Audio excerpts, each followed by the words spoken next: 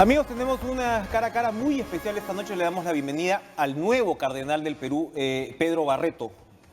Cardenal, gracias por estar con nosotros, por ofrecernos además esta primicia televisiva muy particular, porque como bien usted sabe, Canal 7, la señal de TV Perú llega a cada rincón del país, así que va a ser muy aprovechada esta entrevista. Por supuesto, vamos a conversar sobre sus perspectivas, ¿no? En este nuevo rol, pero yo quería primero recordar un pasaje de Proverbios. Practicar la justicia y el derecho lo prefiere el Señor a los sacrificios. Ahora mismo no puedo sino comenzar preguntándole sobre su opinión de la situación que vive el país cuando se ha expuesto esta corrupción en el sistema judicial, nada menos, y hemos escuchado a personajes muy encumbrados de este sistema hablar en estos audios de escándalo donde se trafican favores de decencia, ¿no? De buenas personas. ¿Qué nos puede decir? ¿Qué le puede decir el cardenal Pedro Barreto al Perú en estos momentos? Bueno, en realidad cuando yo llegué ayer de la ciudad de Roma, muy animado por llegar al Perú, Por supuesto. me encuentro con esta situación que no hace más que corroborar que estamos en una situación de crisis ética y una crisis ética que se manifiesta en muchas cosas, es algo imparable, todos los feminicidios que está habiendo, toda la corrupción en la política, en las empresas, y yo creo que estamos llegando ya a tocar el fondo y tenemos que reaccionar. Y una reacción que me parece a mí muy importante es tomar conciencia de este cáncer que, como dice el Papa Francisco, la corrupción es evitable y por tanto tenemos que ponernos de acuerdo para erradicar ese tumor que todavía es benigno, aunque para muchos es maligno, porque el Papa dice una cosa muy clara, el Papa Francisco: pecadores sí, corruptos no. El pecador se arrepiente y cambia, el corrupto nunca va a reconocer que es corrupto. Precisamente recordaba algunos pasajes de lo que fue la visita del Papa Francisco donde se refiere y hace esta diferenciación y señala algo así como que el corrupto vive en su propio mundo, que ya es una suerte de irrealidad. Y probablemente, vuelvo a este tema de los audios, cuando escuchamos a estos jueces corruptos, estemos hablando de ese tipo de persona de la cual habla el Papa Francisco. Sí, efectivamente, pero aún más es una red. Uno no puede reconocer su problema de corrupción porque está unido a otro y ese otro está unido a otro. Entonces hay como una mafia que se cierra en esa red de corrupción. Por tanto, una respuesta que es global en el Perú y en el mundo tiene que tener una respuesta moral en red. Exactamente. ¿Qué respuesta entonces le toca a una institución como la Iglesia? Y en el caso suyo, pues a un cardenal. Evidentemente la justicia tendrá que hacer su trabajo, el Congreso tendría que hacer su trabajo, ¿no? En el Congreso queda mucho el tema de la destitución de algunos de estos personajes. Hay quienes dicen que no se actúa con la celeridad del caso, pero ¿cuál es la voz de la Iglesia en momentos como este? El peruano está totalmente saturado, hastiado de la corrupción. Probablemente la fe, entre comillas, con un evento como el del fútbol nos demuestra la falta de referentes que vive en nuestro país. Bueno, en realidad usted está tocando el tema de fondo del país. Es la falta de principios y valores. En una sociedad tecnocrática, de avances tecnológicos, yo diría, maravillosos, no ha avanzado de la misma forma la parte ética. Hay mucha permisividad en la sociedad. Y la permisividad ya es un signo de corrupción porque no hay principios, no hay valores. Es normal que pase estas cosas. En ese sentido, la Iglesia, juntamente con otras iglesias cristianas y personas de buena voluntad, porque tenemos principios y valores irrenunciables. Primero es el don de la vida y de la defensa de la vida desde el principio de su concepción hasta su término natural. Y esto es algo que no podemos nosotros renunciar. Aquellos que piensan de una forma u otra, lo respetamos, pero perdemos mucho. El don de la vida hay que cuidarla. En segundo lugar, hay que pensar en el país. Y yo estoy aquí hablando a todos los peruanos en este canal, que yo personalmente es uno de los pocos que veo porque tiene una dimensión nuestra, de una cultura. Y esto hay que decir, este es el mejor canal del Perú. Muchas gracias. Y en ese sentido lo digo no porque esté aquí, lo dicen varias personas. Y yo me honro como peruano el saber que estamos en esto. ¿Qué hacer ante una situación de corrupción generalizado, que es uno de los 4 temas que el Papa Francisco en su visita ha insistido? ¿Qué pasa en el Perú que los últimos presidentes de la República estén o en la cárcel o cerca de ella? ¿Por qué? Esa pregunta tenemos que responderla. Y es que nos hemos acostumbrado a una política cortoplacista, una política mentirosa, porque por un lado el sistema democrático, y estamos a puertas de hacer una elección, no podemos decir que es mala. Es un sistema que la Iglesia reconoce que es una de las mejores. Es más bien eleccionista. Después, la autoridad elegida se siente como dueño del terreno y hace lo que le da la gana. No para favorecer a la mayoría del pueblo, y la política es buscar el bien común de todos. Y volvía precisamente al tema de impartir justicia, ¿no? O sea, lo fundamental que es impartir justicia de manera correcta, y lo dañino que es cuando se ve que el corazón, el centro de este sistema de justicia está podrido, ¿no? Exacto, usted lo ha dicho, está podrido. Ahora, la gente está decepcionada, está desconcertada. El poder judicial, que es uno de los poderes del Estado, el poder legislativo tiene el 6% de aceptación. El poder ejecutivo, que está en esta situación de transición, agobiado tal vez por muchas circunstancias como la que vivimos, tenemos sinceramente que buscar juntos, y estamos a puertas de celebrar nuestras fiestas patrias y el bicentenario. Con esto quería cerrar esta parte. Efectivamente, desde su perspectiva, ¿cómo se revierte una situación así? Primero, ponernos de acuerdo. Y lo primero es tomar una decisión política, una decisión económica, una decisión social y una decisión también religiosa. La religiosidad ayuda a tener unos principios y unos valores. Jesús nos dice claramente, sí es sí y no es no. Lo que sí pero no, eso es del diablo, así lo dice Jesús. Y entonces tenemos que aprender a decir sí a lo que es sí y no a lo que es. El relativismo no aplica. Así es. En la, digamos, en la moral en general y en la moral democrática.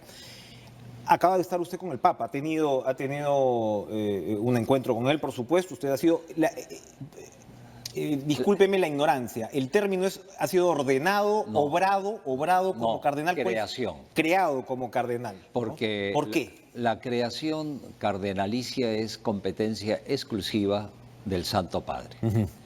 Él escoge a los cardenales, que no es un título honorífico, es un mayor servicio a la Iglesia.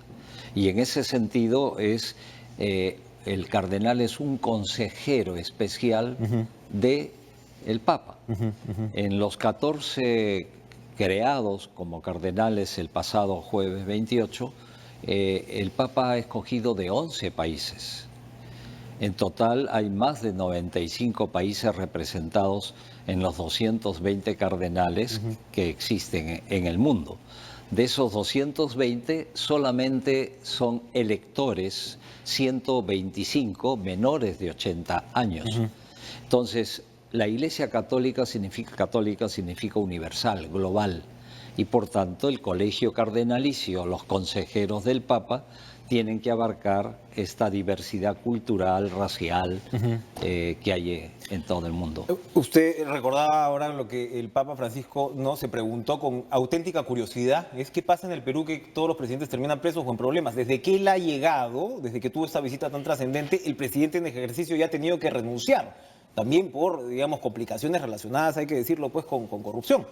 ¿Le comentó algo el Papa sobre la situación del Perú? No. No llegaron a hablar del tema. No, en realidad lo que él está más preocupado, no tanto en los problemas, porque hay problemas serios a nivel mundial y en el Perú, pero sí está como urgido a que vivamos una unidad en la verdad, una unidad en la solidaridad. Y él se ha admirado cómo el pueblo peruano se movilizó en estos días que estuvo aquí con nosotros. Él se lleva la mejor imagen de una religiosidad, porque incluso ha habido gente que no es católica que ha ido a escuchar al Papa y ha sido cuestionada en el buen sentido de la palabra por su mensaje de un líder que habla la verdad y que habla al pueblo. Un hermano nuestro muy sencillo me decía, a este Papa le entiendo. Habla con esa actitud y sobre todo con los gestos. Yo me acuerdo mucho una imagen que yo no estuve en Trujillo, cuando él hace parar el Papa móvil porque ve una pancarta de una señora de 99 años, está cieguita, se acerca a ella, le abraza y la señora comienza a llorar al ver que el Papa se haya detenido para verla. Estos gestos son los que movilizan a la gente.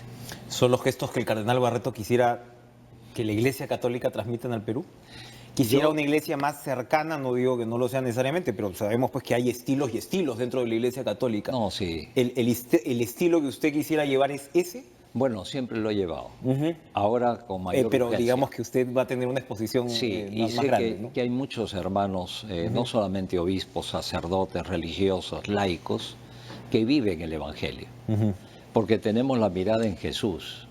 No tenemos una mirada en una ideología o en un grupo de interés.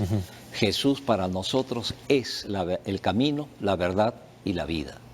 ¿Qué haría Jesús entre nosotros? ¿Se sentiría lejano de la gente? Al contrario, Él estaría con ellos. Y yo personalmente, en los años que llevo de obispo, casi 20, a mí me encanta estar con la gente. Y sobre todo los pueblos alejados. Y ni qué decir de la fiesta que preparan en Huancayo para este viernes a su retorno. Cardenal, vamos a hacer una pausa, ¿qué le parece? Y regresamos con más esta interesante conversación con el cardenal Pedro Barreto en Cara a Cara. No se mueva.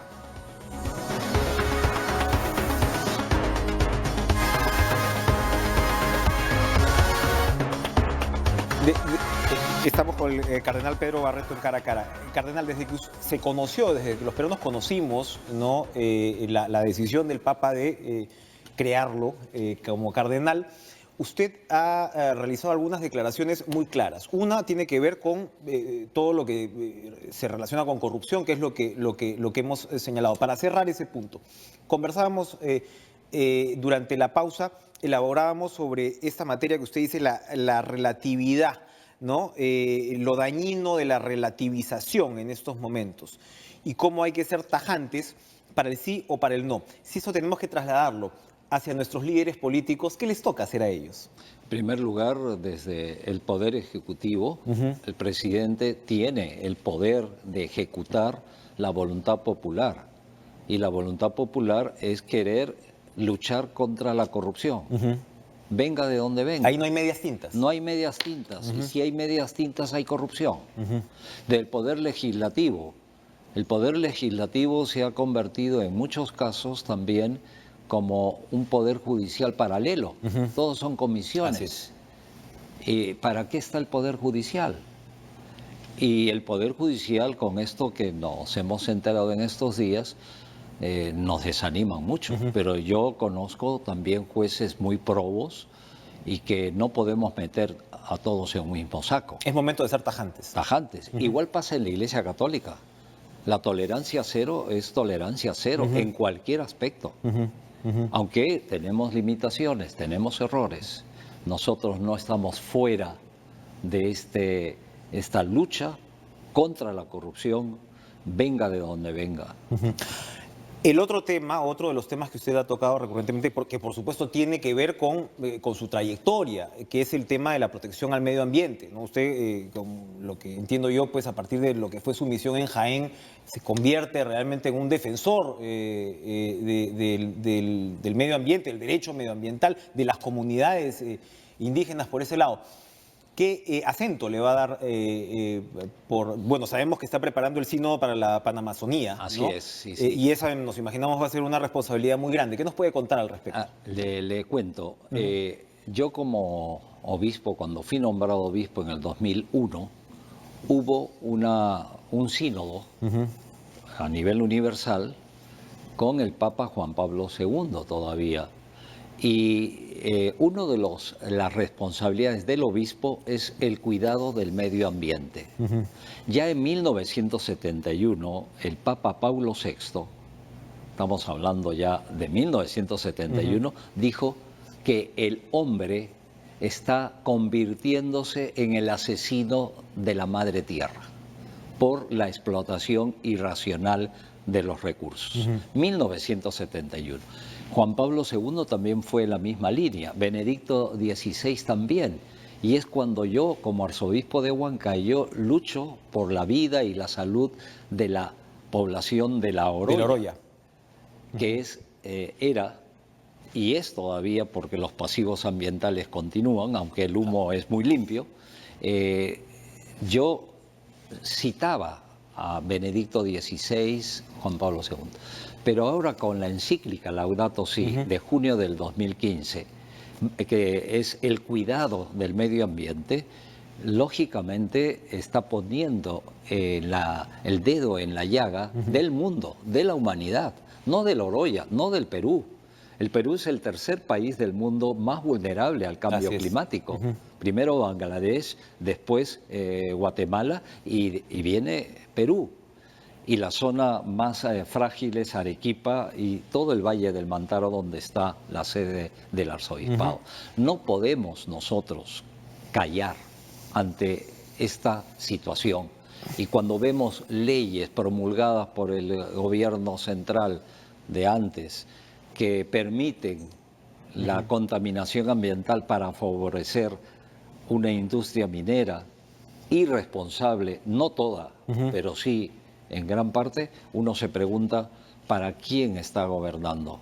Así es, y uno ve también los intereses de la minería informal, de la tala ilegal, que tiene que ver con todo lo que estamos hablando, su influencia en la política, y nos damos cuenta, volvemos pues al tema de la corrupción y que estas no son palabras abstractas, ¿verdad? Así es, por eso digo, todo está conectado.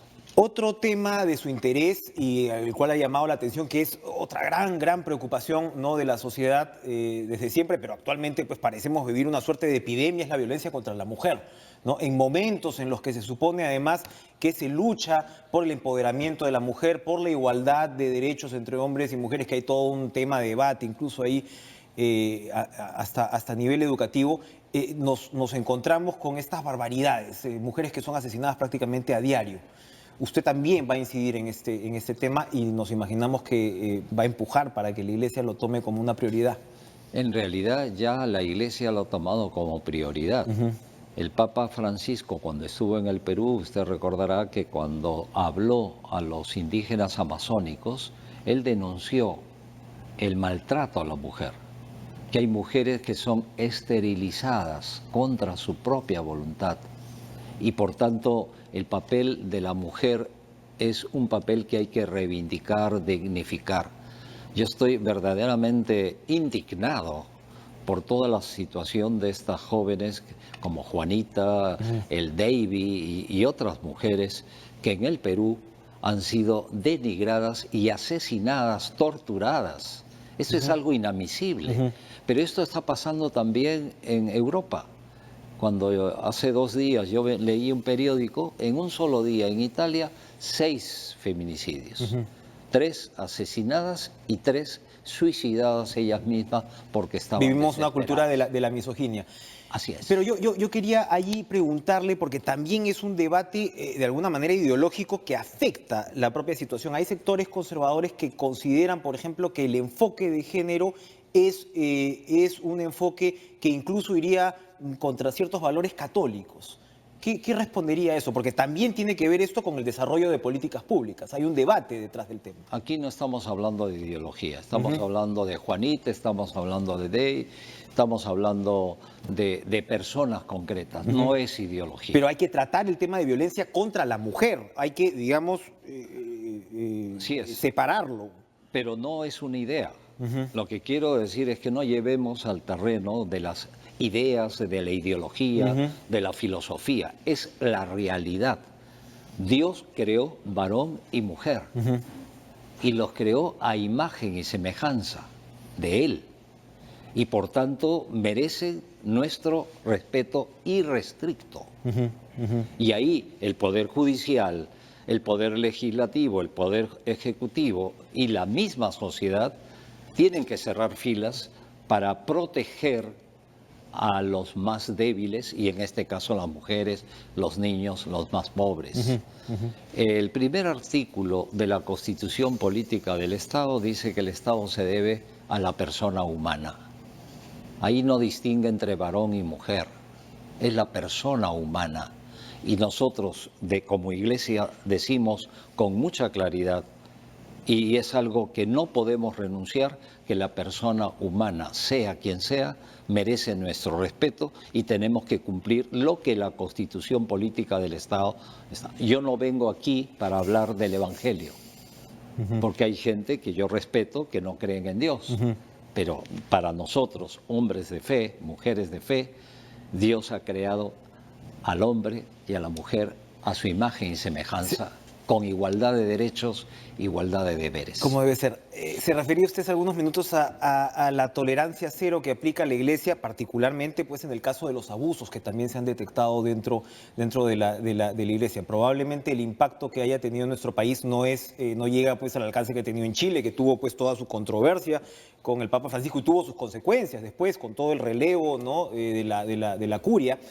Pero sí hemos tenido, por supuesto, pues, un caso pues, muy sonado, como el del sodalicio y demás.